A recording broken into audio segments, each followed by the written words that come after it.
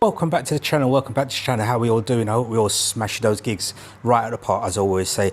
Today I've got some new fixtures which has been sent to me courtesy of Shehds. It is the small BI zoom and wash. I am using them with the ADJ Wolfmix WMX1 and I've got them hooked up and all ready to go. That's them in action there.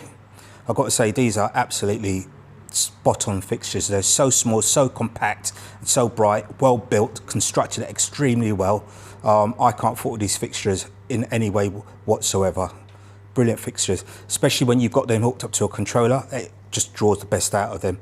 So I'm going to walk you round to the front.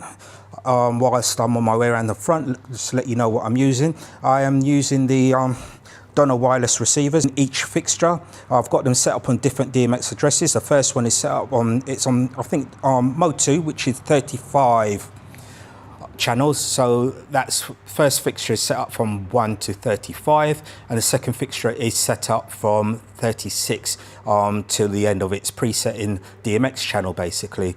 So that's how I've done it, and I've got that hooked up to the Wolfmix just over here. And that's the Donner transmitter, which I'm just powered by a battery, basically. Yes, I am using 2 controller because I didn't do any presets for the gig bar. But going over to my presets, I've upgraded the firmware on the ADJ Wolfmix. So with that, it gives you all these AI settings or presets to choose from, which is brilliant. So if I wanted to change the movement, all I've got to do is hit a button, and we've got a different movement.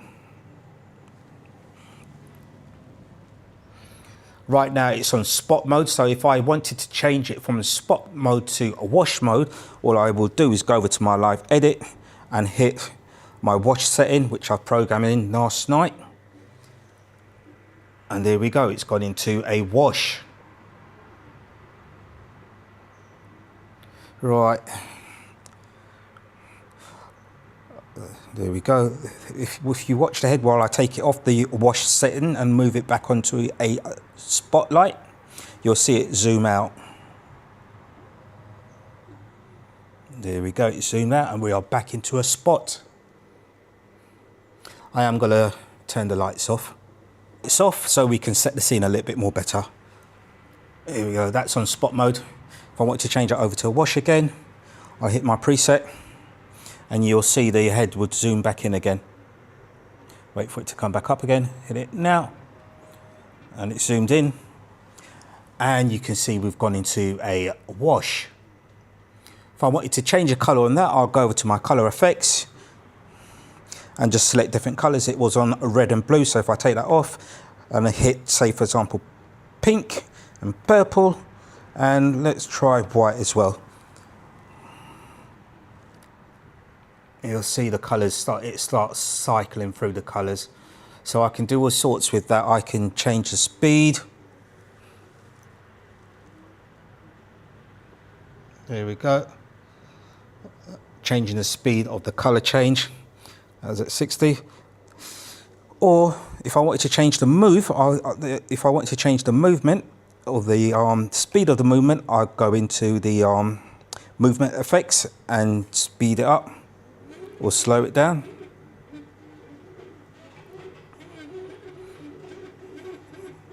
can see it's going absolutely berserk there. You can see how quiet these fixtures are, even at high speed.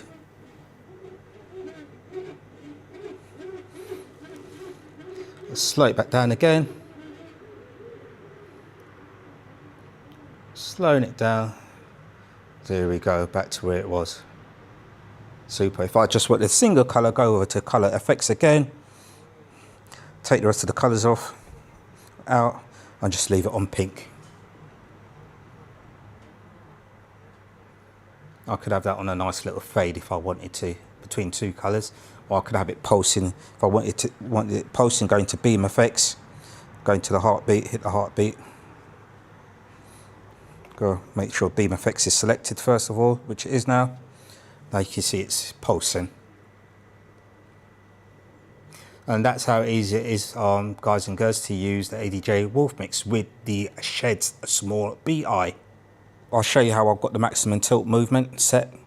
Just show you, so it won't go no lower than that. So it will stop the beam from shining in people's faces basically, and in their eyes and blinding them. That's why I've got it set, and I'll go to home. I'll show you how I've done that. Hit the new menu button, go over to fixture,